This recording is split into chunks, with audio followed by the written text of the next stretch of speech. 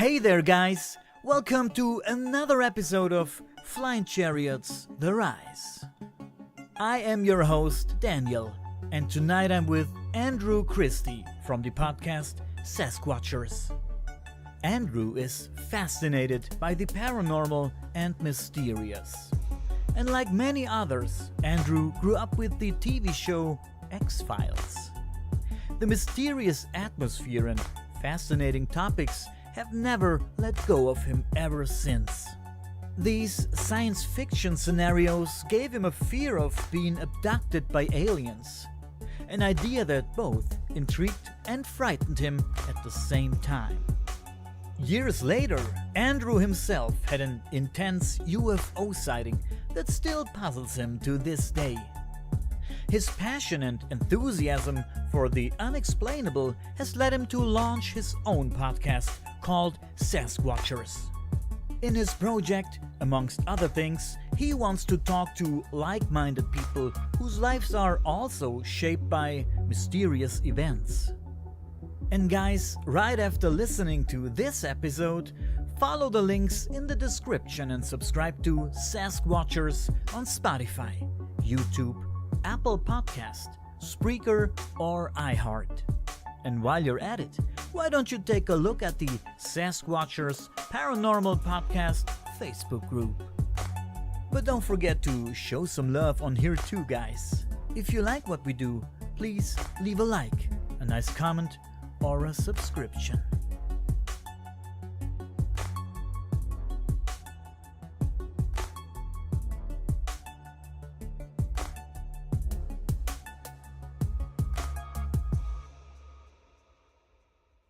Andrew, thank you for being my guest tonight.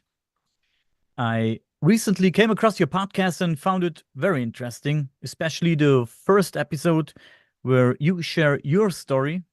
I found it very interesting, mainly because I can, partly identify with it. I've also experienced things that I find difficult to explain, but more on that later, maybe. And if you don't mind, why don't you introduce yourself to our audience and tell us what drives you to do the things you do? Oh, yeah, absolutely. And first, let me thank you for reaching out. I was kind of blown away by it, if you want me to be honest. It's always really cool to see the things that you work on are expanding and reaching other parts of the globe. So it was a cool experience to hear from you. But my name is Andrew, and I created and host the podcast SasqWatchers, Paranormal Podcast. I had to add the Paranormal Podcast part to it because everybody got confused by the name. But essentially, it started out as a passion project that was birthed by a failed attempt at making an Art Bell documentary. And of course, I'm sure a lot of your listeners know Art. He was a broadcast legend who really put the paranormal on the map as far as broadcasting goes. And so I just kind of feel like I'm trying to carry the torch a little bit for Art. And Coast to Coast, which is the show that he had created back in the late 80s, early 90s. I mean, it still exists today. And there's a lot of really quality hosts that still participate. But everybody kind of agrees that, this kind of begins and ends with Art. And there's a lot of podcasters out there who are really putting out good work. And I think it's important that even though I agree Art was such an influence, that it's time for us to carry the torch, and it's time for other people, I mean, even such as yourself, to kind of get the flowers that everybody deserves for the amount of just incredible amount of work that goes into this stuff. Art Bell, man, I love Art Bell. And like I told you before we hit the record button, I just recently came across Art Bell like a few weeks ago, to be honest. And I immediately was drawn in to his voice and the way he asked questions and approached things. that was very interesting. And the whole atmosphere of his show, man, it's awesome. And I never had the chance to listen to him on the radio since I am from Germany, as you know. And I found him on YouTube, like I said, by accident. And since that day, I'm listening to the old episodes, and it's awesome. But what do you know about Art Bell? You're a big fan of him, and I know he died, man, and I think he died of medication, wrong medication, too much pills. I don't know Yeah, what yeah. happened, but That's one of the things with Art Bell. He had terrible, terrible back pain. Like he had a pretty serious condition, and that was actually something that he talked about, at length, endlessly over the course of his career. A lot of his uh, advertising, even on the show, is based off of that. And I think so. What happened was, as far as his end of life scenario, he was just a bad case of taking too much of the wrong medication or something to try to cope with the back pain. But he is a very, very charismatic person, but also a very mysterious person. Um, he's an enigma, so to speak. A lot of people who knew him personally don't even know everything there was to know about art. And that was something that, when I was trying to do this documentary, that I learned, because I won't, out of respect, name names or anything, but I spoke to some of his children, and even just the difference of opinion about the man from his children's perspective, it was a wild thing to hear. And so it's really important for fans, especially people who still to this day listen, to allow that enigma to still exist. And I'm actually kind of glad in that regard that the project fell apart, because it's a case of maybe learning too much about your hero, and then that perspective is changed forever. So I'm kind of grateful that project stopped, because I'm still able to look at the art that I know versus the art that I may have discovered, if that makes sense. yeah, interesting, interesting thoughts. Yeah, he seemed like a very interesting guy, very mysterious guy. Yeah, I had the same impression. Interesting, Yeah, man. and oh, sorry. No, go on. I was just gonna say, like, none of us are sitting here right now if it wasn't for art. So that's something that I really like to reiterate. And as far as podcasts go, I think over the last couple of years it's gotten a lot better. But in the wake of art's passing, like, I think it kind of brought a dark age on some of the things that we're doing now. As a listener back then, it seemed like all of the shows kind of stagnated a little bit, and a lot of them don't even exist anymore. But for really the longest time, it's really just been the last podcast on the left and everybody else. And so I used that opportunity of the documentary kind of falling apart as a way to create my show, because I wanted to create a show that I would want to listen to. I'll endlessly listen to old Art Bell shows, but it comes to a point when, how many times can I actually listen to the episode about Mel's Hole or Madman Markham, the time traveler? I've listened to those 20, 30 times, maybe even more than that. And, they're obviously entertaining, but there are more stories to be told. And I just felt like at the time those stories weren't being told.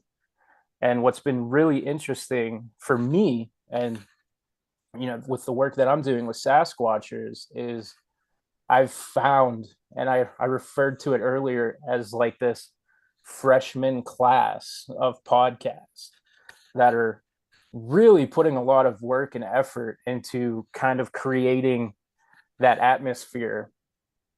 And I discovered one, and I know you talked to Tom, but there's the Lost Frequency podcast. And Ryan and Tom are guys that, man, if I discovered that show 2 weeks sooner, I might not even create SasqWatchers, because those guys are putting out a product that is so good and so precisely what I wanted to accomplish that I might have just been content with finding this show and listening to it as they went. But as it is, they're putting out some incredible content just weekly. And because of my own show, I've been able to connect with them. And they are super cool guys. And the stuff that they're addressing on a weekly basis is just so vastly different than the episode that they put out before. And the content is so good. And as awesome as they are, that's not exclusive just to them. So I really am proud of the people that I've come in contact with through this podcast, because that torch that Art lit so brightly is being carried masterfully by a lot of people. I mean, and yourself included. Oh, thank you. And thank you. And you're absolutely right. The Lost Frequency podcast is very good. I listen to these guys too. Shout out to these guys. You and what I love about our Bells show is that it's a radio show actually, and not only a internet thing on YouTube or so, because we don't have that here in Germany. We don't have stuff like that in Germany. You will not find a show that talks about the paranormal, UFOs and stuff like that here in Germany. It's so sad, man. And I love listening to radio. I'm a big radio guy. I love radios. I listen to shortwave radio and all these different stations from all over the world. And this is very interesting. And I'm a radio guy, and I love that it's a radio show. I would love to have something like that here in Germany. But unfortunately, it's not the case. Super unfortunate. That's honestly surprising to hear too. Yeah.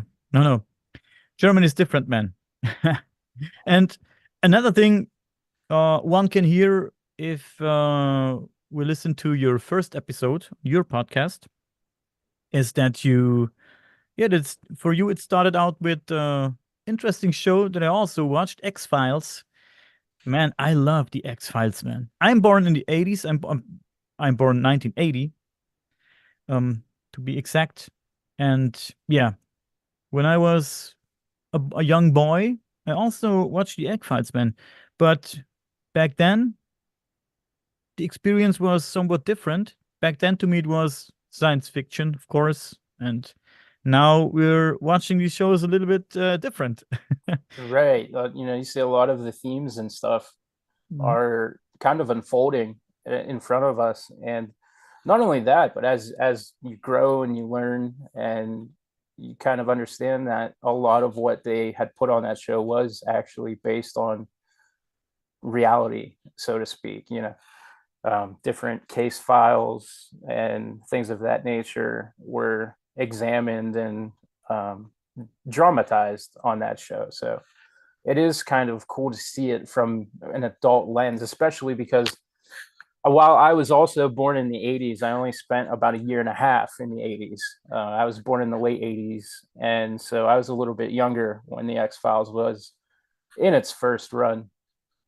So one of the things that always just struck a chord with me in that beginning intro, when that song hits, and then you see that black and white photograph of the UFO. And as young as I was, it struck a chord. And you have a sense of this fascination that comes along with it, the sense of wonder, fear, anxiety. It created a sense of worry to me that I was going to be abducted by aliens. And I did talk about that in the first episode of our show, which I honestly meant to be 15 minutes long. It was supposed to be an introduction episode. It was going to be a short and I hit record, and the next thing I know, I went an hour and like 12 minutes or something just talking. And I didn't think I was capable of doing something like that. But this stuff becomes very therapeutic. Um, I've noticed, not just for myself, but for the people that I've spoken with, that it's it's a very strong therapy session to sit here with a microphone and a computer and to just talk about this stuff. And I'm I'm a person who, I mean, some would argue I had a little more trauma than most kids, and that could have played a role in it. I'm not a psychologist. I think when I speak to people in that field, I befuddle psychologists, but I don't tend to believe that that anxiety that I had about being abducted was the result of some unknown trauma that I had as a child. And that's something that I'm working through now, that I've been doing a lot more research with our show and having more conversations every single week with people.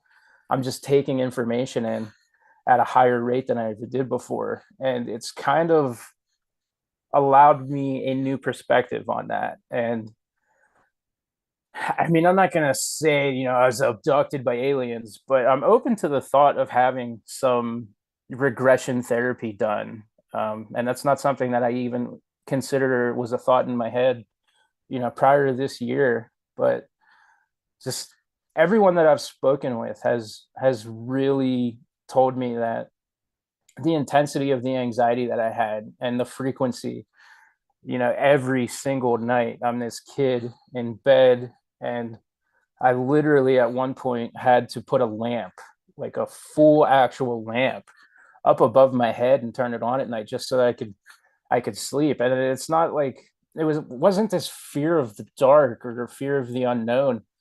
I was just very thoroughly convinced that the light above my head, I would with that there, I would notice any like being standing over top of me. And at the time I had no rational explanation or reasoning to think that way. And you could definitely say like, well, this kid's just seen one too many movies. I I definitely grew up with horror. One of the first, you know, toys that I had as a child, and it's worth a lot of money now. I actually always kick myself for not having it. Is it was a blue yo-yo with Freddy Krueger on it. And A Nightmare on Elm Street is one of the first movies that I can remember seeing in a movie theater. It was like part 5. It was the 3D one, and I actually texted my cousin recently to make sure that that memory wasn't false, because it was so long. I was like 2.5, 3 years old when that movie came out, but I just have this very vivid memory of being in the theater watching it. And obviously with the X-Files and everything else, I was surrounded with this horror and sci-fi media a lot. But I think that there was something more to it, and it wasn't until much later in life that I came to that conclusion, because I was resound to the idea that I was a child with anxiety that may or may not have been afraid of the dark. And I think a lot of people are happy with that explanation, but I just never was. And I don't know if it was when I actually had a UFO experience, a few years ago, that I started to, look deeper into that. But yeah, I just don't think it was just an X-Files episode that, caused that fear. But yeah, much later in life, it was 2017. It was July 4th, and I'll never forget it. And right off the bat, when I say July 4th, what do you think? In America, we have the 4th of July. It's fireworks. It's Independence Day. It's just, our celebration for, winning the war against England. And so there's a lot of explosions in the sky. There's a lot of lights in the sky. There's there's a lot going on pretty much everywhere, and not just that day, but it's a weekly celebration at this point. You are routinely woken up 1 or 2 weeks prior or before the fourth to fireworks, and it's a heck of a time when you have scared dogs and newborn babies and whatnot. But if you're not trying to get up at work at 5 o'clock in the morning, it's not that annoying. But I'm digressing a little bit about the American culture. Uh, but so I'm at this party and I'm technically at work at the time. I was essentially I'm not sure if you have this in Germany, but there's a program called Big Brothers and Sisters, and they it's essentially like you're looking after younger people that you're not related to. You're a guide to them, essentially, to help them grow. And some of them are troubled, some of them have sketchy pasts, or whatever. But that's kind of what I was doing. I wasn't exactly working for that company, but it was the same premise. I was in some ways even a caretaker, or a big brother. And I have my client with me, and he was a teenager, and we're at this party, and it's a bonfire, and of course there's fireworks and everything else that goes with it.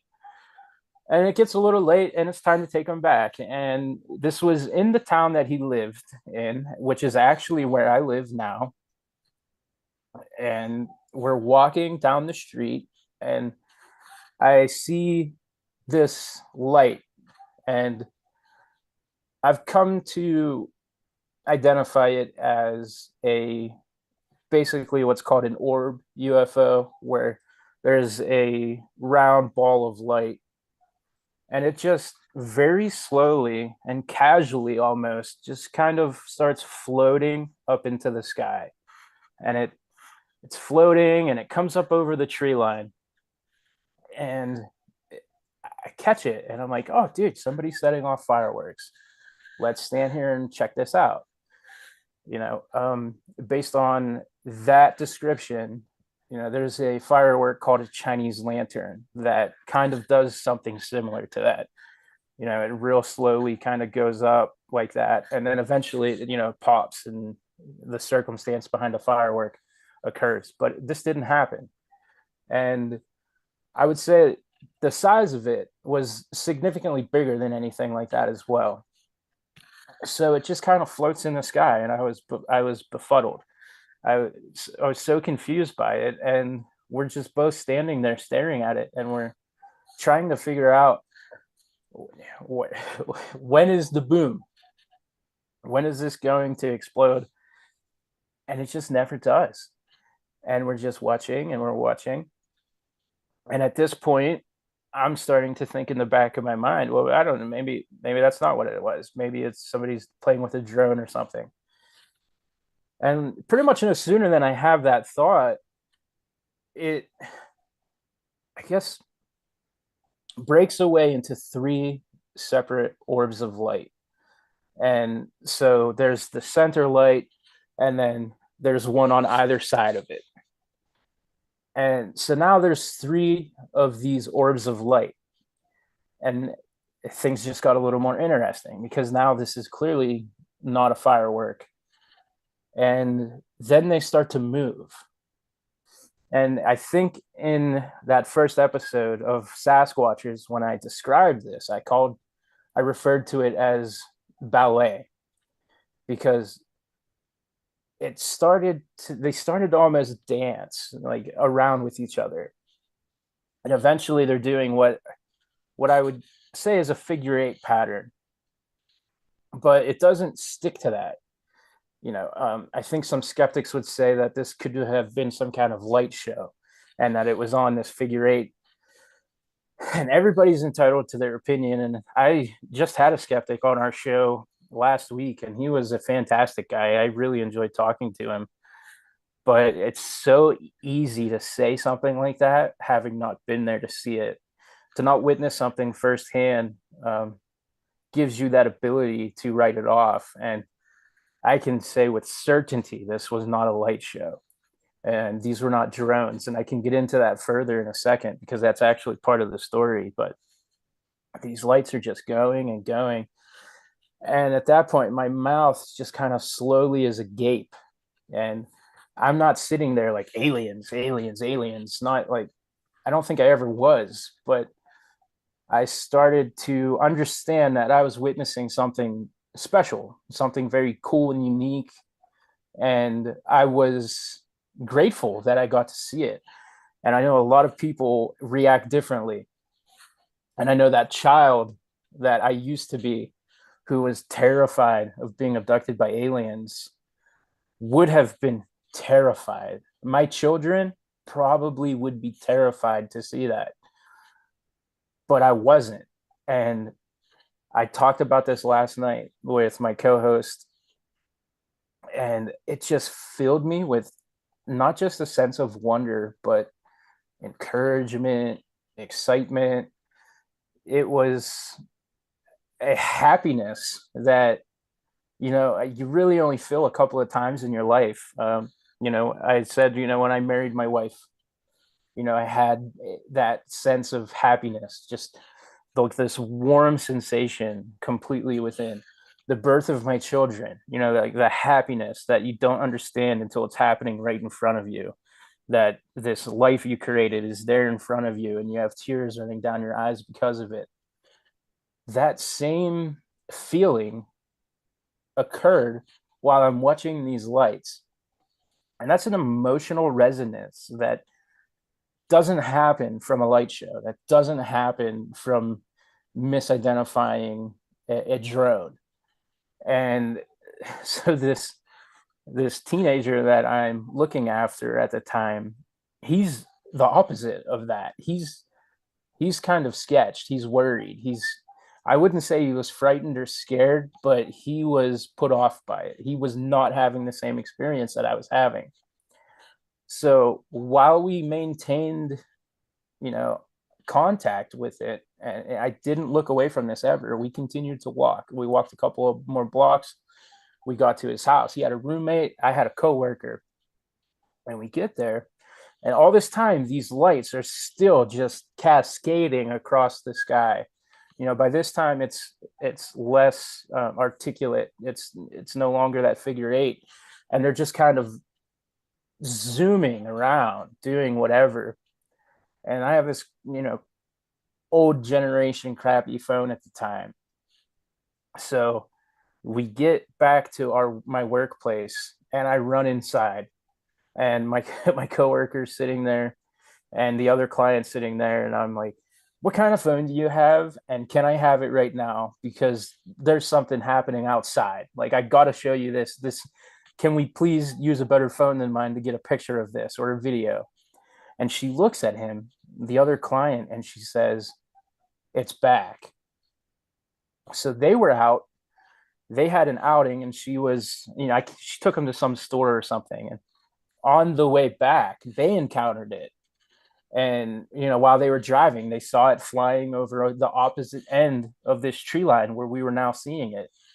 So they had seen it. They came out, and just four of us stood there in the darkness late on the 4th of July, watching these lights. And at that point, I'm not crazy. I have more than just one person here who's saying that they're seeing what I'm seeing.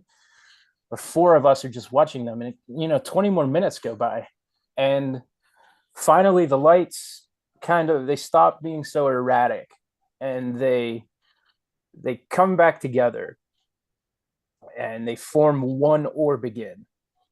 And after that, it just kind of dissipates, and then what little light was left almost, shot off. So there's a lot of things going on when it stopped that still confuse me to this day, because it's crazy that I can tell you with such great detail everything that I saw up until the end actually occurred. Now, sometimes I can see it almost blinking and fluttering away. And then other times, I remember it like shooting off, like it took off at the speed of light or something. And because it did that, it appeared to go away at the blink of an eye. So that's the only part that I'm really any bit fuzzy on. And I looked at my clients and my coworker, and we were stunned, and we all agreed that we saw what we saw. And they went in the house and I think tried to forget it. And I just sat there outside. And it wasn't until midnight when I was leaving to go home that I even moved from the spot that I was in. And I just looked up at the sky and wanted it to come back. And when I went home that night, I took some detours so that I could go and drive around the area where I had seen this occur. And I wanted to see if it would come back. And it never came back. So that's my experience with seeing UFOs. I did follow up. I'm not sure. Do you have MUFON where you're at? Yes. Yes. Okay. So I reached out to MUFON, and some MUFON researchers are more thorough than others, and sometimes they get a bad rap, and I think that's unfortunate, because everyone from MUFON that I've spoken to is very thorough, and they follow up with all of the resources that they have. So I had reached out, and the investigator from MUFON that I dealt with, provided documentation that there's no licensed drone activity happening, and that the size of this event would require a drone operator to be licensed, and that flight, if they were doing it, would have to been recorded and documented. So there was no, I guess the term that I have to say, there was no legal drone operating at the time, and there were no military operations happening that they had on record. And so, drones, I can write those off. I can take those off the list as far as I'm concerned as the witness. And so there's no helicopters, there's no, military operations, and it's documented, recorded. An investigator provided that information to me. So what that leaves me with is something. I saw something. I can't say for certain that I saw a spacecraft. I can't say for certain that I saw an alien being operating those lights. What I can say is I saw an unidentified flying object that turned into 3 objects that then started to cascade around the sky for almost an hour's time, and then returned to 1 object and essentially obliterate itself. And that, to me, provided a unique sense of happiness that, like I said, I've only experienced a few other times, and it's something that I'm still chasing. It was, incredibly fascinating to see. And you talked about him off of, before we started recording. Preston Dennett was a guest of mine. And Preston, again, everything that I do always comes back to Art Bell, but I learned of Preston through conversations that he had with Art. I think he was on Art Bell's show 3 or 4 times. And something else very unique and cool that I can talk about, some would say related, some say unrelated, is out-of-body experiences. And Preston talks about those as well. But I actually had one. And not at that moment, but once I started to really hone in on a lot of this high strangeness stuff. But Preston talked to me and on my show validated what I saw. He said that, it's always jarring for people to hear, but there's a lot of activity like this happening on the 4th of July. And he said that it is, equal parts that they're interested in what's going on, and you can see these fireworks from where they're at, and there's a lot of explosions and fire in the sky, and that draws their attention. And then also they want to participate in it. So there was some good conversation with an expert in the field who has been doing this research since before I was born. And I'm not exactly a spring chicken, as they say. I'm in my mid 30s. So that's a lot of experience that this man has. For him to validate me in that sense was special to me, because every time I tell that story, it's prefaced with, look, I get it. This happened on the 4th of July, and I know what you're thinking, but this happened. And so, yeah, that's my experience. It's not the only experience that I have with anything paranormal, but it was the most impactful, and it created this desire to have it occur again. And it's funny, there's a lot of media right now that's focusing on cults, and there's documentaries on every streaming service right now, this cult, that cult.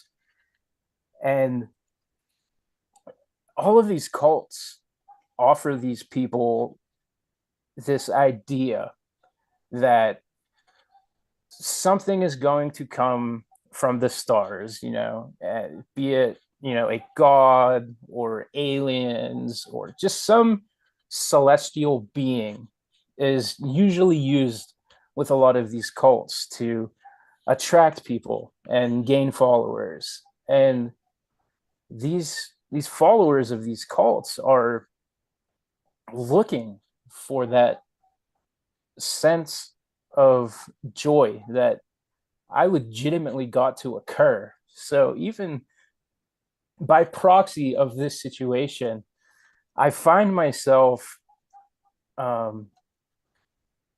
empathetic towards these cult victims in a way that I think most people aren't, because I got to experience something that they are dedicating their lives to, just to hopefully fulfill a prophecy or something that can then allow them to have that transcendence.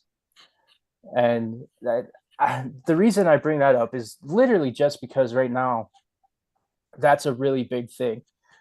For a while it was true crime and stories of murder on every single streaming service, and for whatever reason the last couple of months this like a cult obsession has been taking over, at least here in the States.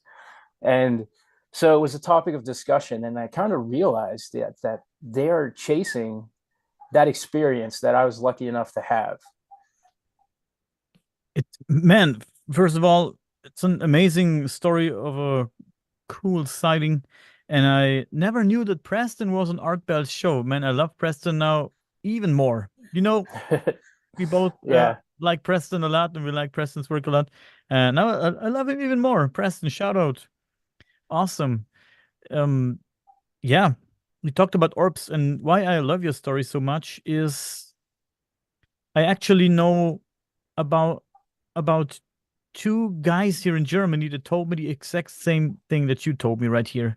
They saw a orb in the sky, and it separated, and it was with the one guy it separated was two objects, but the other guy, he told me it separated into three objects, and they moved around for a pretty long time and became one again and swooshed up in the sky. So very similar to your story, and that's crazy how stories match, man. No matter where you are and no matter where you're from, these stories are very alike. Same with abductions. And a few years back, I wasn't interested too much in abductions. I thought, abductions, I don't know about that, man. People telling the craziest stories about abduction. I was like, I'm not, no, I'm not buying that. But then I found Preston Dennett, and then I talked to Preston Dennett, and then I watched a lot of his videos. And then yeah, I dove deeper into abductions and read books about abductions and actually listened to abductions or abductees, and they told me stories that matched stories from, I don't know, the 70s, 80s, 90s. And then I thought there must be something to it, man. Something there. This can't just be a dream or something or a hallucination. Something, Right. something is going on. Something is fishy. And from a skeptic point of view, I think something that we run into a lot. I've coined it the dragon problem, and what I mean by that is, we go back hundreds, even thousands of years, and there are people in Europe who have stories and drawings of dragons flying in the sky. And on the other side of the world, there are people who have never made contact with these civilizations, who have stories of dragons flying in the sky. Their ideology is different, but everybody had dragons, and obviously there's literally no actual proof that a dragon existed. So what we have now are philosophers in the science world who will just degrade it to, well, humans just aren't that creative. These people imagine something, and these people on the other side of the globe imagine the same thing at the same time. And that could be true, most likely is true. But that doesn't mean that something happening in Germany right now that is paranormal and something that is happening in Hawaii at that same time that is also paranormal are the result of people misunderstanding. There are too many cases, there are too many witnesses, too many experiencers to just write it off. And that's something that I wasn't quite as skeptical. I don't think I needed as much convincing when I've been having these conversations. But to an extent, mental illness is a thing, and we can't write that off. Some people are mentally ill, and I'm sidetracking myself just a little, but I've spoken to exorcists, demonologists. We have people from all walks of the paranormal on our show. And the first thing that an exorcist does before actually doing an exorcism is they determine if that person is actually suffering or if it's a mental illness. And it's a very rigorous investigation. And once it's determined that they are not mentally ill, then there is a problem, and they go in and they fix it. And I think that same ideology does need to be applied to everything else that we talk about. Does this person have a history of mental illness? Okay, maybe they do. So it's not that we're taking what they're saying with a grain of salt. We're just adding that extra layer of caution so that, not that we're duped, but so that that person can be treated with respect and the benefit of the doubt. Because just because a person is mentally ill also doesn't mean that they're not capable of being contacted by a higher being, or what we see as extraterrestrials, aliens, demons, anything of that nature. So I really like to take everybody for their word until I find a reason not to, if that makes sense. When when I'm hearing these stories and doing my own investigations, I treat everybody the same, and I try to ignore the big dragon elephant in the room that so many people will use to write other people off with. And I think that's really important, because I think what we do here with the paranormal, and I've found it's very cutthroat. And I don't know if it's because there's certain tiers to what we do. You have your TV stars, these para celebrities, these people who go to conventions and have turned this into a living, and absolutely nothing wrong with that. Trust me, you're gonna see SasqWatchers at conventions starting next year. There's nothing wrong with selling T-shirts and turning your passion into something that can pay the bills. If SasqWatchers can pay my bills so I can focus only on SasqWatchers, you better bet I'm going to do it. So I don't hold that part of the paraceleb to any negativity, but the people who are climbing to that are very, very cutthroat. And it's something that I was almost caught off guard by. Every day there's, a new group who is attacking another group because they don't like their methods, or this person only wants to be on TV. And I mean, we say, like, I mean, Zach Baggins, for instance, there's a whole group of people who used to work for him who have created their own path by dogging on the guy. So it goes, I mean, he's probably at this point like the most famous para celebrity. So it goes all the way up to him. And a lot gets lost in translation when the investigators are at odds with each other. And that's kind of my goal. SasqWatchers, our paranormal podcast, everyone that I talk to, all of our counterparts, our contemporaries, that freshman class that I talked about, researchers, other podcasters like yourself. I welcome every one of you, and I want to hear the stories, and I want to talk to experiencers, and I want to hear every single detail the way they remember it. And I don't want to be cornered by what conventional science has to say. And that doesn't make me a science denier. I'm actually quite the opposite. I am extremely scientific in my approach. But when you're dealing with, it's called the paranormal for a reason. It's not normal. And until we have the evidence that can, lay the scientific foundation, we have to allow ourselves the ability to experiment. And that's what really the scientific method is all about. A lot of skeptics, Neil deGrasse Tyson himself, you'll hear every other sentence in his mouth, the scientific method, the scientific method. Ultimately, what the scientific method is research, published, and then disputed.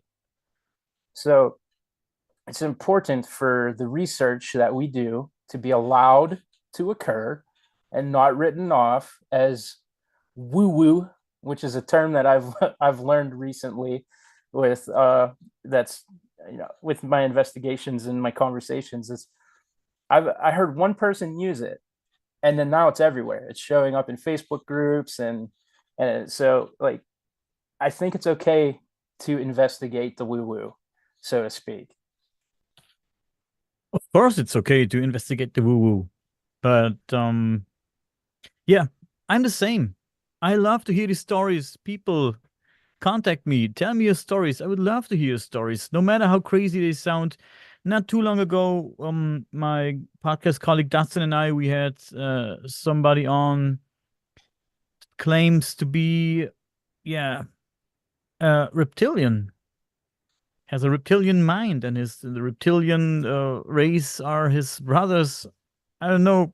I don't know what to think about stories like that. I do not have to believe these stories for myself, but I I think it's interesting to listen to, and I think these people need a platform to tell their stories or to connect with others who have the same experience. Because I don't know if it's true or not.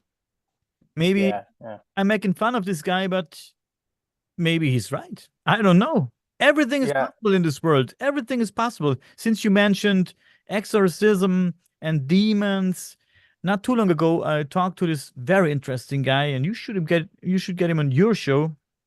His name is Jack Chavez, and he told me about something that is called an astral parasite. I think he called it an astral parasite. It's not his idea. He saw it in a book or so, or heard it from someone he's very interested in, and he called it the astral parasite. And it's something, yeah, some bad energy, some bad juju that clings on people, and it feeds off your negativity and your negative thoughts, and yeah, and sometimes he said this mental ill people or people in uh mental hospitals, I don't know, call it whatever you want, are yeah, they have something like a astral parasite who feasts on them, on their energy, and make them ill.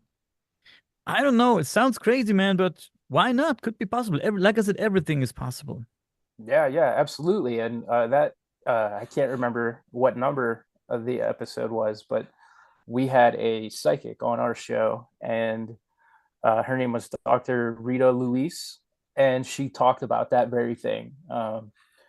She, discussed that there are, don't quote me, this isn't my area of expertise, but we have like 7 chakras in our auric field, and those parasites are then able to attach, and depending on how negative you are as a person, though that auric field and the chakras are maybe weaker than some other people's, so it's easier for those like astral parasites to then attach to your auric field.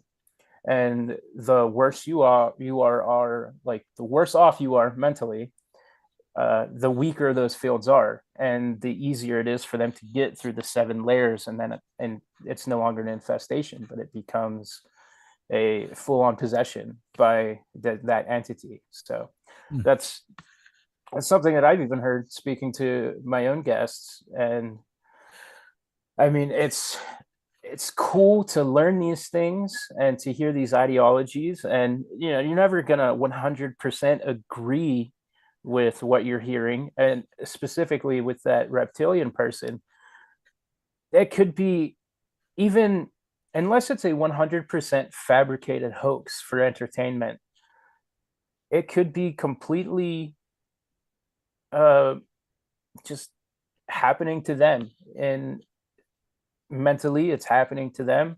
And even if it's not the case, even if that person is not actually reptilian, he could find himself in a headspace where he believes that.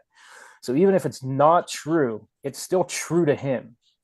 And so to hear that person's story and allow them that platform to speak and maybe get something off of their chest, that, I mean, who knows? I don't want to get like crazy political or anything, but um, there there's a lot of violence out in the world right now, and it's been building and building and building. And maybe that conversation that person has with you about his feelings that he is a lizard person, that he's reptilian, is the conversation that guy needed to have, not to go to the store with his with his Oh, AK-47.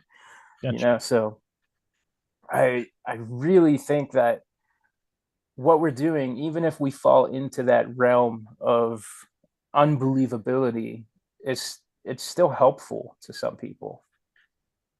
Definitely. You're absolutely right. I think the same. And sometimes you talk to people, and you really don't know, after the episode has ended, you really don't know what to make of the story. I talked to Calvin Parker from the Pascagoula case. Unfortunately, he passed away already. I'm sure you're familiar with that case. Very interesting case, the Pascagoula River UFO abduction case. And man, Calvin Parker, I before I had the chance to talk to him, of course, I knew the story and I knew the book, and I thought, man, he's talking about a female alien with a very long middle finger, and she shoved the finger down his throat, and he was like choking and spitting blood. And he talked about these robot-like aliens that escorted him into and out of this craft.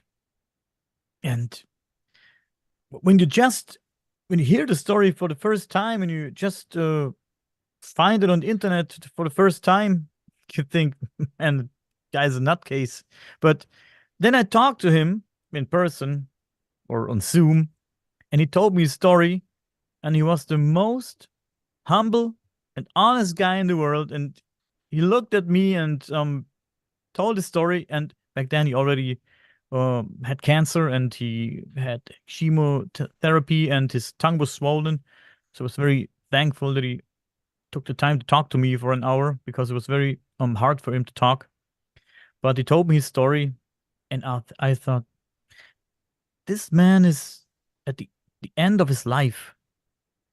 Why should he give me bullshit? Why? Right. Why should he give me? He knows.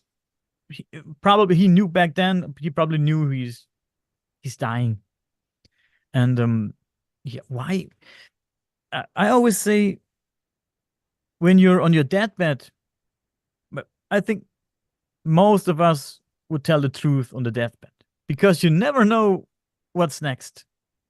Is there something as a, I don't know, a judgment day, or God is judging you for your sins and you get sent to hell or to heaven?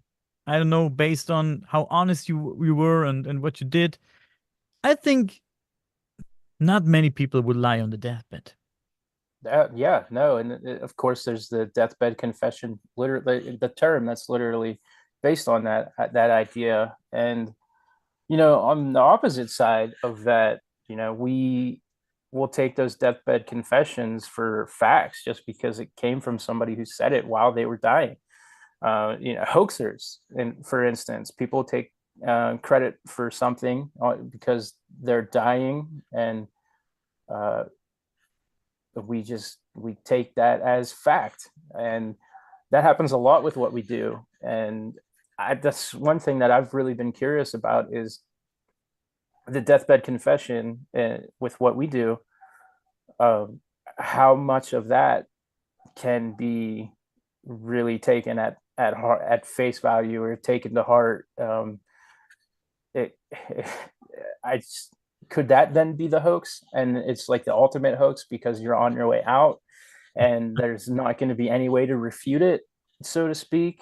So I think, depending on what they're saying, that really does mean a lot. If a person, he's that sick, like you said, there's no reason to BS you at all. And somebody would probably not take that as seriously, for whatever reason, as if he was in that same condition and telling you that he lied about it. Yeah. But let's change the topic for a second. And before we get lost in this topic, I want to talk about so much more. You're into cryptids a lot, and you're into Bigfoot a lot. And since we talked about orbs before, I want to know what your opinion is on orbs and Bigfoots, because I heard stories about Bigfoots and orbs at the same time. So orbs appear and then a Bigfoot appears, and then these orbs disappear and Bigfoot is gone too. Stuff like that. Have you heard about stuff like that? And do you know stories about that? That's something that I've kind of been learning as I go.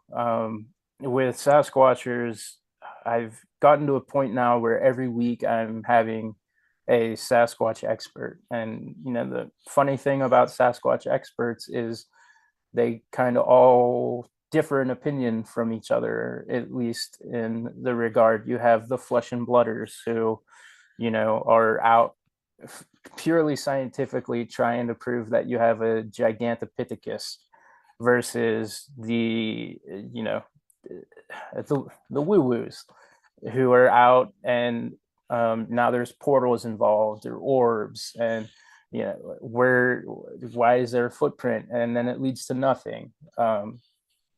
So unfortunately, I've never experienced a Bigfoot. This all comes from my desire to be out there and experience. And it seems like people who are willing to allow themselves to be open to this sort of stuff. I was not one of those people. I was more of the crypto gigantopithecus kind of people until I started having these conversations. If you're not open to it, I don't think those stories really resonate. And like I said, there's even within the Bigfoot community, there's that disconnect with each other where everybody's trying to prove the other person wrong. And what I can say on the subject is that I think now more than ever, there's something to this high strangeness factor that these ghost lights, as I've heard them referred to, they're there pretty often, and they really allude to the fact that what you're seeing with Sasquatch is not something that is so clear cut flesh and blood. And a conversation I had just last night with the author Joshua Cutchin, he has a couple of books called, there's volume 1 and volume 2 that's titled Where the Footprints End, and it kind of evaluates and examines this phenomena. And he talks a lot about how there is, maybe fairy folk involved with some of this, or that, he doesn't really say that they are the same, but, doesn't dispute that idea either. He's just kind of putting forth some research for us to gauge and make our own opinions on. I wasn't fond of the Bigfoot portal thing until recently, but it's wild, man. You start hearing enough stories from people, and it's just not everybody's making this stuff up. The longest time I thought, okay, so we have the paranormal aspect of Bigfoot. Well, that clearly exists because we don't have a body on a table. People need to keep going. And that was my opinion, that, well, we can't provide that evidence of Bigfoot, so now we have to make stuff up. And I was in that camp. I was in that camp for a long time. And it just kind of blows my mind the amount of evidence that suggests otherwise. Like, I don't know if I'm really leaning towards this like kind of high strangeness ideology that surrounds it, that there's a lot happening at the same time. And that if, you see these lights, it doesn't necessarily mean that they're there because of Bigfoot, but they can be there as a happenstance. They're there for the same reason that you're about to encounter a Bigfoot, that there's this veil, right? And there's this other dimension, and it's just right here. And for whatever reason, those things have been able to cross. And a lot of times, humans find themselves in these situations where they encounter this stuff and they're confused. They don't know what to do. They're not sure what they're witnessing. They're caught off guard. But a lot of these stories also seem to indicate that what they're encountering is also caught off guard. So it's a really interesting concept to try to wrap your head around, but possibly humans are cryptids to these creatures, and they're just as shocked to see us at the same time as we are shocked to encounter them. Well, that is interesting. Interesting theory. I like the idea that Bigfoots are extraterrestrial beings or helpers of extraterrestrial beings, or are made by extraterrestrial beings. I like the idea more than Bigfoot being a long lost ape or bear or whatever that are hiding from us in the deep forests, because I know these forests are very large and very deep, and I mean they're fucking big, to put it this way. I know that they can hide everywhere, but I don't think. I mean, we know Bigfoot for a very long time now, and so many people are going on Bigfoot hunts and looking for Bigfoot. I think we would have find one at this point. We would have one, or we would have bones or feces or something, some proof that they are a thing, you know. And I think there's something to this phenomena. But like I said, I don't think there are bears or apes or uh I don't know, some long lost ancestor of the humans or whatnot. Yeah. I think there are extraterrestrial beings or interdimensional beings. Some people say that these, th- because some people see Bigfoot and they see a UFO at the same time.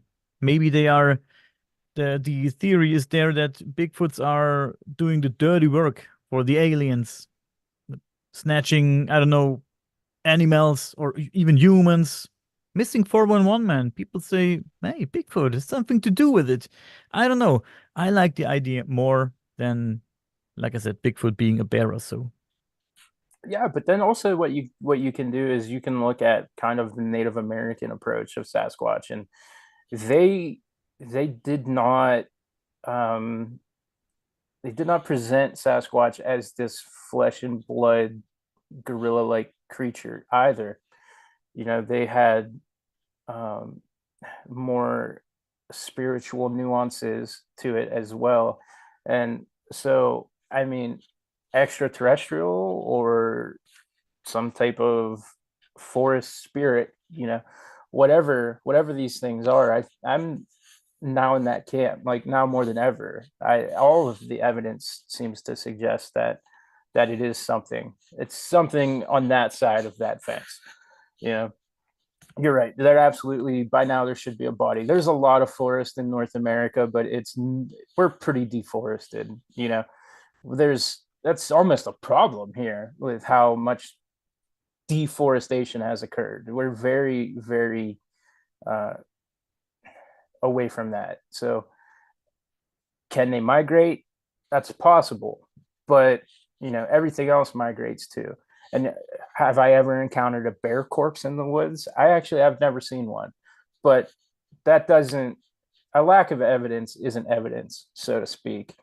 That doesn't mean that there's Bigfoot corpses out there too, just because I've never seen a bear corpse. So I'm very much in that camp now, and I'm looking forward to learning more. We are hosting a Sasquatch excursion of our own. That's one of the things that we're trying to branch out for in 2024. There is an area in Pennsylvania not far from me that appears to be some kind of hotbed of activity. There's a lot of people who have experienced stuff there. Now, likewise, there's also, according to a park ranger, a lot of hoaxers. And this is part of the field that I wasn't quite prepared to deal with. But my goal now is to do both the Sasquatch excursion as true and morally and ethically true as possible, in the sense that, hey, I'm paying everybody who wants to come out, and we're gonna investigate, and we're gonna spend the night, and we're gonna try to experience something. But at the same time, while that's occurring, we are looking into the area as far as hoaxing goes. And we're going to set cameras up. We're going to, do the trail cam. We're going to basically try to catfish some hoaxers too, to kind of once and for all see what's going on, at least in this area. As romantic as it is to find yourself in the woods and experience something, I think the due diligence that you're taking to prevent somebody from being hoaxed also has some romance to it as well. So we're kind of looking at it from both ends, and I'm not disregarding anything that anybody said, and I really look forward to being out there in the woods. But at that same time, if we're able to catch some people who are making light of this thing that so many people care pretty deeply about, that works too. you know so that's the other side of that coin with hoaxers. Is technology is at an all-time high for allowing you to be able to go out and do that. You don't have to work as hard to fool people, and that is, unfortunately, that's something that happens too. And it's not even so much so a case of mistaken identity, or a person sees what they think they see, but there could be a guy out there in a suit. And they're very brave out here, because where we live, people will shoot you if you're a giant hairy creature in their backyard. But people have that desire as well. I know a hoaxer personally. He's a wonderful person, and he did it by accident, and he's since stopped and started to use the knowledge that he had to basically do what we're doing. He's coaching me in my efforts to catch some of these hoaxers. Oh, interesting. Catching the hoaxers. You said you barely find a bear corpse out in the wild. You're right. Absolutely right. I give you that. But a bear has a very big area that he's roaming around, and it's only for himself. So one bear has a very, very big area. But they say that Bigfoots come in families sometimes, and they live in families. And that means they reproduce on a regular basis. And there must be a lot, since they're around forever. And there must be Right. the same. And I think you had the discussion on one of your other podcasts. I think it might be the second episode. You've talked about Nessie and some other cryptids. And I think the discussion came up. And I also thought that if there's something like Nessie, there can't just be one. At least that's what I think. It can be, yeah, but I don't think so.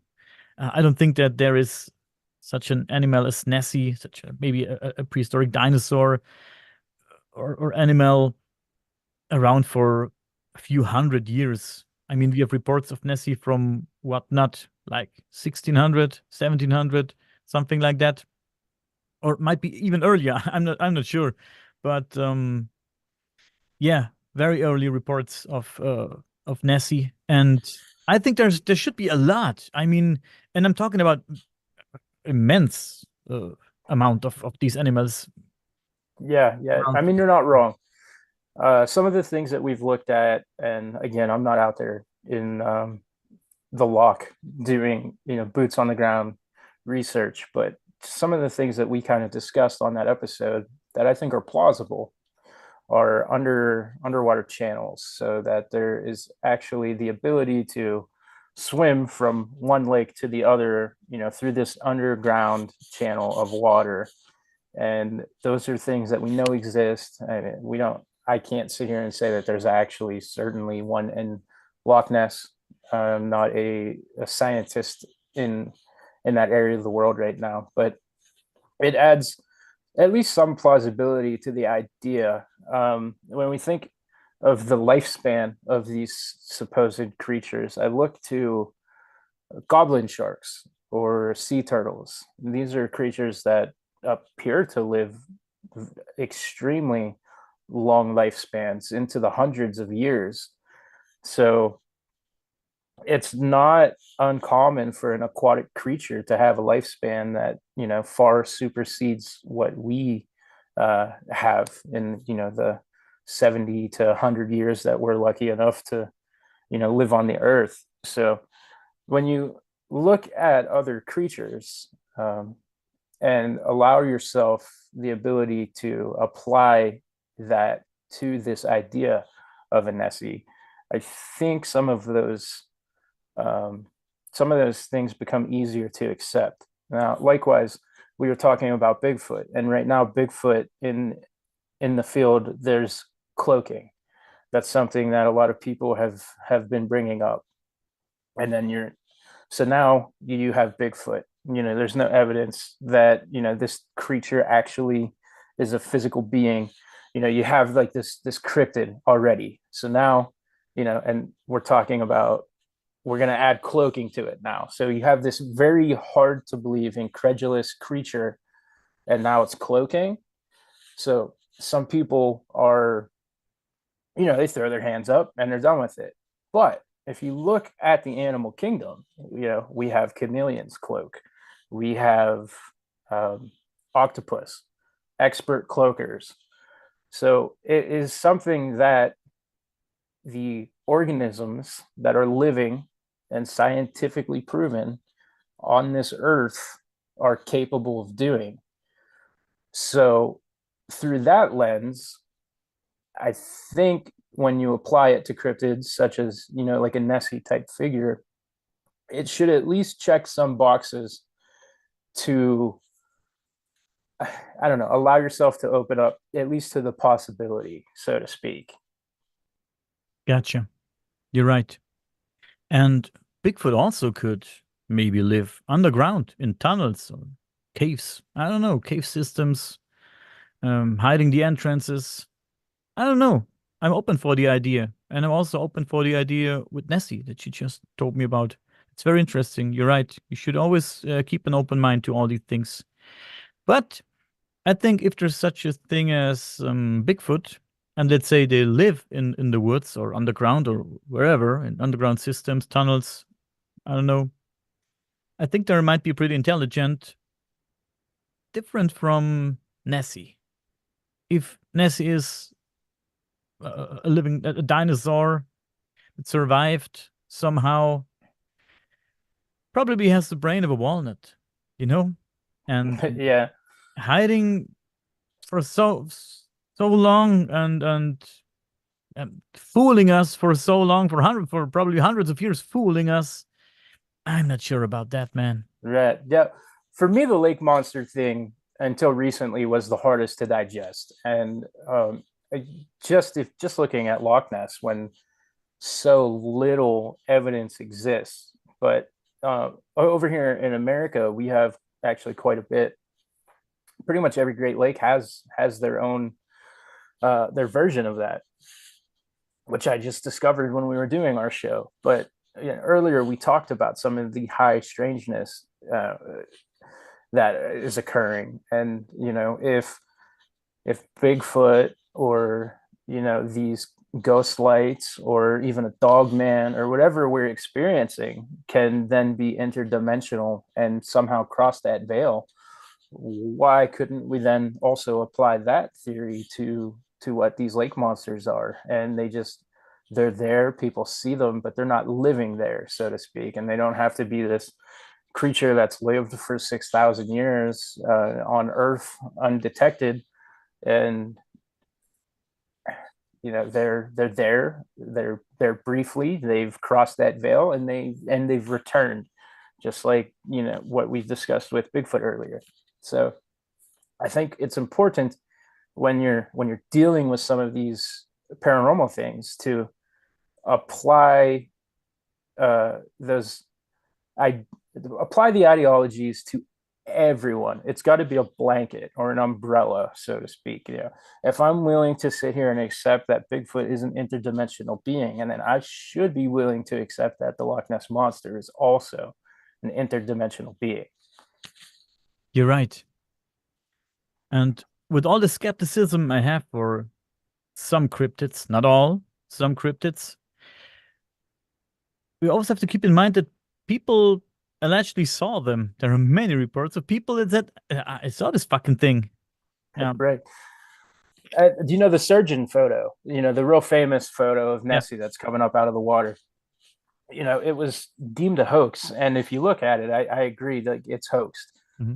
But the surgeon who took the photo and released it never attached his name to it. It's called the surgeon's photo for a reason, because the man who did it kept his identity a secret. And we talked about deathbed confessions earlier, and the doctor who made the deathbed confession about that being a fake hoax photograph was not the person who did it. He claimed that his friend, and I can't remember his name off the top of my head, but he made the claim that his friend, who was the surgeon, told him that it was a hoax. So ever since that occurred, I think I was late 80s, early 90s when this guy had died and made that claim. And everybody just wrote it off as, well, this is a hoax photograph now. To me, that I look at that photograph and just what I know about photography and perspective, and it's clearly, I think, hoaxed. But I think it also adds an interesting dichotomy that a person who wasn't even involved in the hoax says it was a hoax, and then colloquially everybody agrees, well, that was a hoax. And so it's funny because I also agree that photograph was hoaxed, but I put those feelings aside so that I can apply that scientific method, so to speak. So I can look at all the evidence and what's stopping that guy from making some shit up when he's on his deathbed. And now just everybody goes along with it. So that being kind of like the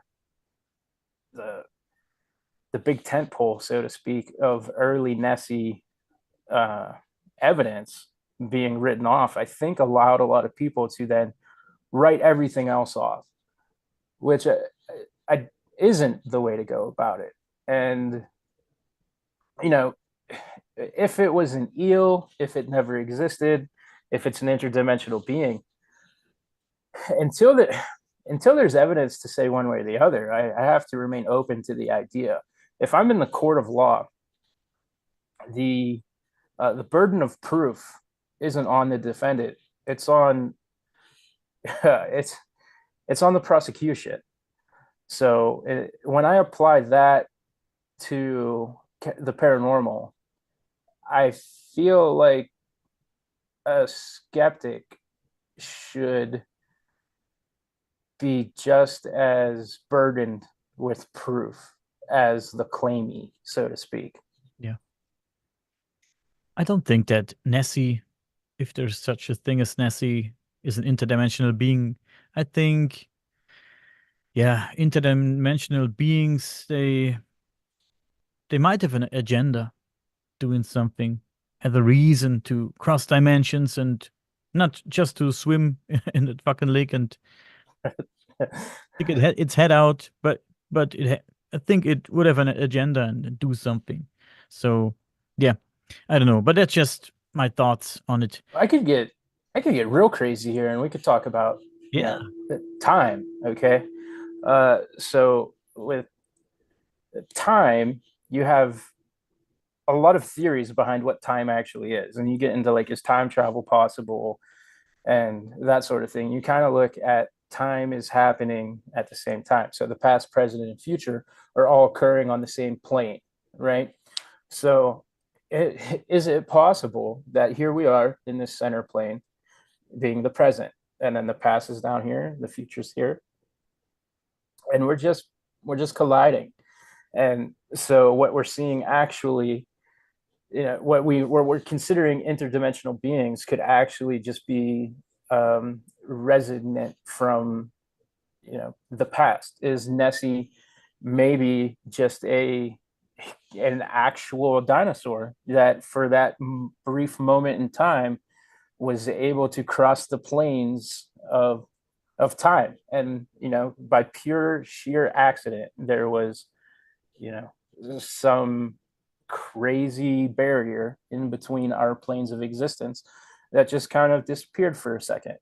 And when you look at it that way, then maybe Bigfoot actually is a gigantopithecus, because perhaps these Bigfoot sightings are also the result of our times kind of colliding with each other. And you get into the UFO phenomena, and if the past and the present are occurring at the same time, we can't forget that the future is also happening at the same time as well. So maybe these UFOs are the result of what we're actually seeing, future us, so to speak. And I again, I'm not an expert on this by any means. I'm terrible at math, but I'm pretty sure it was Einstein's E = mc² theory of relativity that suggested everything was occurring at the same time. So, based off of that theory of relativity, I'm that's also a possibility, so to speak, that we're actually just kind of witnessing little blips in time at the same time. Mm-hmm. Yeah, that's interesting. A lot of people think UFOs or aliens, reports of aliens, they're talking about time travelers, us from the future, stuff like that. I don't know if I like the idea, but I find it very interesting. Also, find your idea very, very interesting. But I do think that aliens that are here that we see in the sky. I also, when I was 16, I saw a triangle-shaped UFO in the sky moving like crazy, man. Like, it moved very, very, very crazy. And I do think they're from another planet. I know. I don't know. Think they're very far ahead of us, like millions of years maybe. But I don't think they're from the future or so.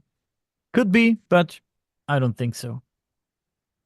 It's Um, kind of the beautiful thing about what we do, though, is like you just get to ponder these things and take in everybody's ideas and theories, and this it's a it's really amazing to be able to hear these things and then apply it to your own beliefs, and or to figure out how to maybe discredit something.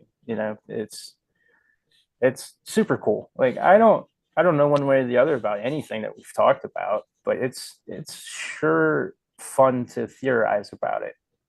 yeah. I want to tell you about a German cryptid.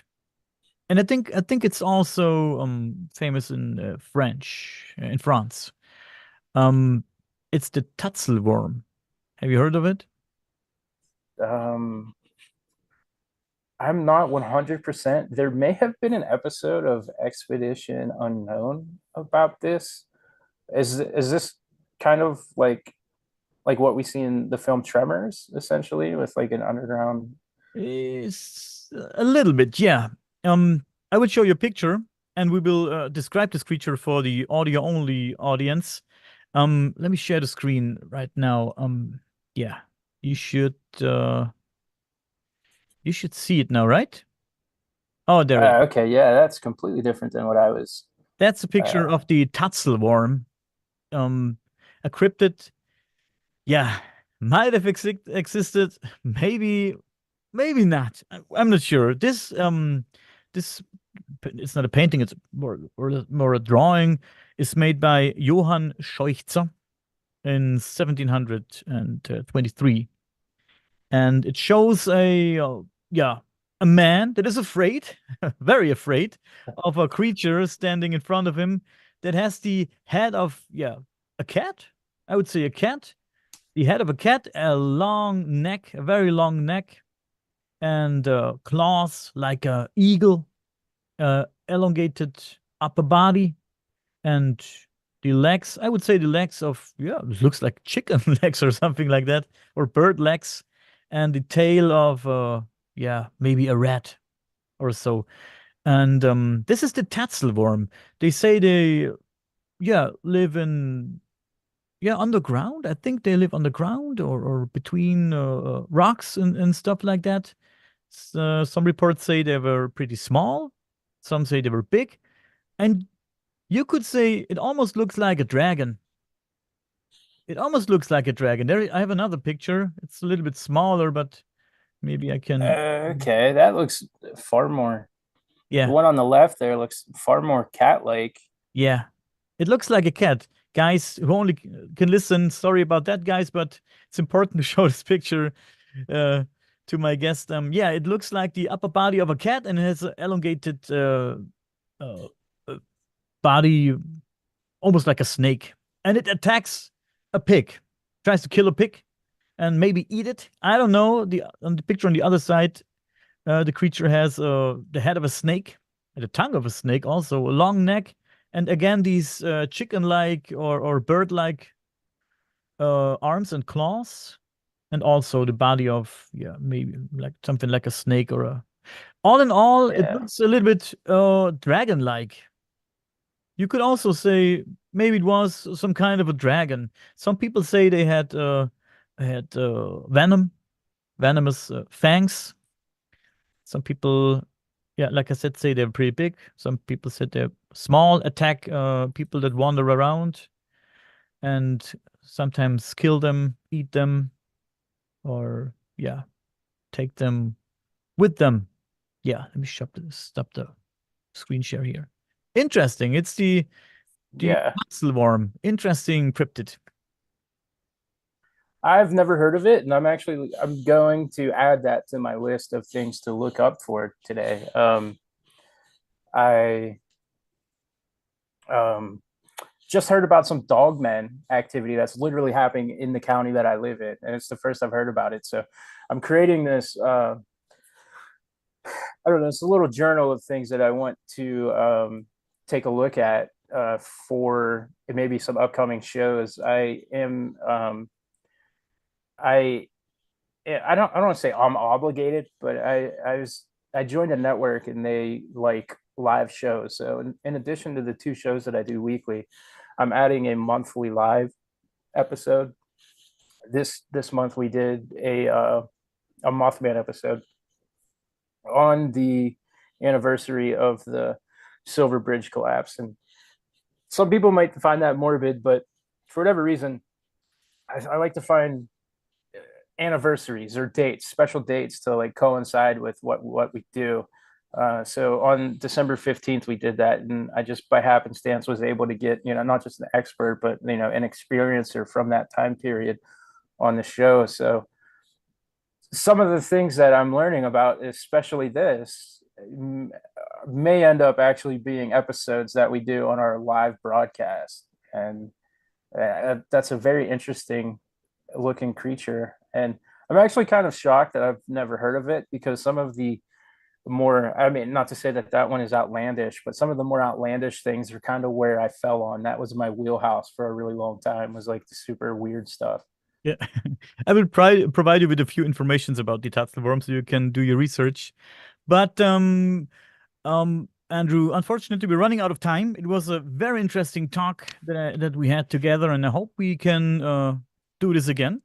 I would love to invite you back on our show, maybe then together with my colleague Dustin, who couldn't be with us here today. Thank you again, and guys, check out SasqWatchers, the SasqWatchers podcast. I will add the links to the podcast description here. And you're on Spotify, you're on Apple Podcast, I think you're on iHeart. I think I said it in the intro. And what was your Facebook group called again? Our Facebook group is called SasqWatchers Paranormal Podcast. And that was something that I actually added the Paranormal Podcast to the title of the show after, because for whatever reason, some people had gotten a little confused as to what SasqWatchers was. And like you said, we're on like all of those platforms. We have a YouTube channel that I'm trying to grow, specifically because not just because we do our vodcasts, but because we have a lot of stuff up our sleeves for the next several months. I can't even really reveal a whole lot of information about it, but we have a cryptid documentary that we're filming in January. I'm driving to Ohio January 5th to go out in the cold wilderness and do some investigating, and we will have a full documentary up on our YouTube channel based on that investigation. So lots of content that we're trying to get out there. In the meantime, if you prefer to watch your podcasts, we put everything up on YouTube as well. Okay, there you have it, guys. Big things to come. So go to Andrew's YouTube channel and hit the subscribe button, guys. And do the same here, if you will. So, Andrew, please stay with me for 2 more minutes, okay? Yeah, absolutely.